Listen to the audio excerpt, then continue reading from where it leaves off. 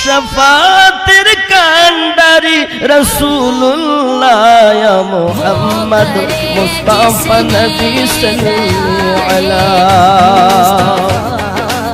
কেউ বলে নবীজি সোনার পুতুল, কেউ বলে নবীজি গোলাপ ফুল। নয় সে সোনা নয় সে গোলাপ, নয় সে সোনা নয় সে গোলাপ, নূরুল্লাহ ইয়া মুহাম্মদ মুস্তাফা নবী সাল্লাল্লাহু আলাইহি।